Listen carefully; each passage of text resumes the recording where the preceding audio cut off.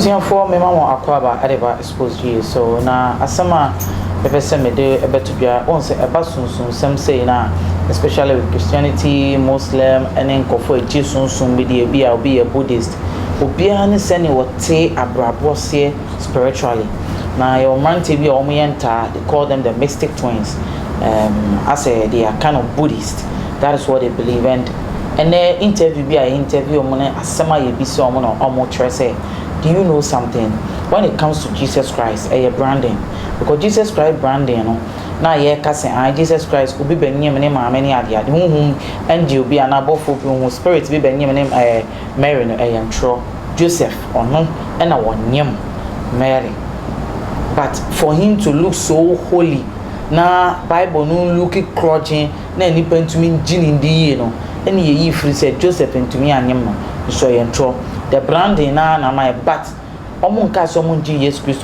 Jesus Christ also came to live like a prophet obeye enwoma papa and even krano Jesus Christ o ye bone tie bone bi nse na ye ka no we oyere ekasa chiro no wan kasa ya utumi bona so.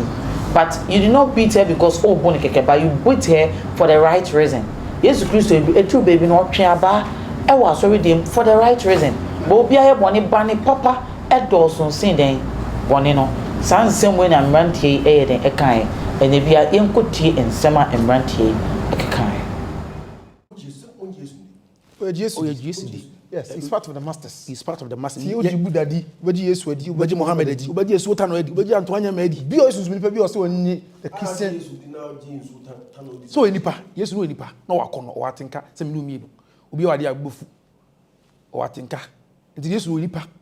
Na abrabo no boy na etene ne abrabo. It's so righteous. It's so righteous, but it wasn't perfect. A certain part of no. Jesus and all those people they were not perfect. What did Jesus Christ do when he perfect? The Bible say only power that part was not documented in the Bible. Why? Part or chain ni patibian. Okay.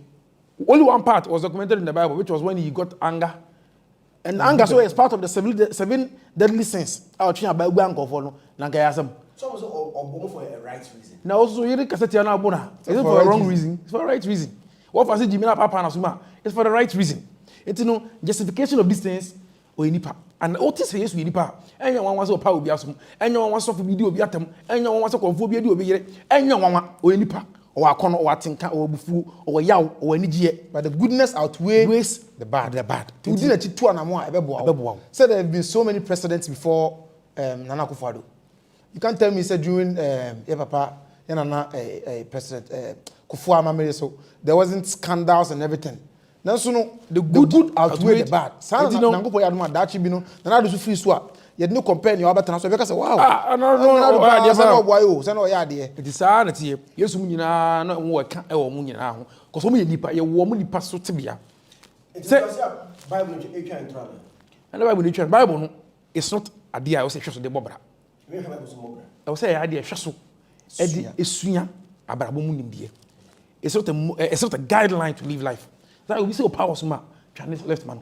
It doesn't make you a saint. It makes you a fool, a sheep. So be powerful, man. What you are, man. Actually, maybe I was on fear. But ring about people, but was back. Boom. I didn't see boom because what do you mean?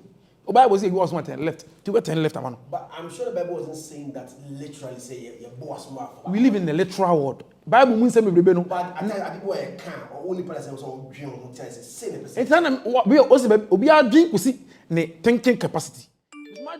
Adwene say yes so nko na be wo no. It was a figure of speech. Enye sunsun bi na be nyem oba no. Impossible. Eye bema e na be nyem no. Ibi for say e be wo ye no. E ma me so da ye. Omo say atamo de omba ye be wo mu da say ye be wo mu da say ye omba so nko na sunsun be tena omo so. Abam be tena omo so. Enje say enen papa ne mama na dai. Omo shizo nyimre. Without any physical biological intercession, there will never be any possibility say you will be able to say an aboa. Hey, okobosom so. Na eko say asem. Na ye kase ye peba ma. Na so bi ma wa. Some of them know. So those some buy no ma ko so wan ko ya de. Ye sense so na fish no yi ba ko na de peba ma wa. E ba de peba no. Ye wi a what happens? You have to go and do the direction. What is the direction? Ukunu Zion Felix. Kona Zion ko so. Zion ye be frɛ no. Style say na so ye.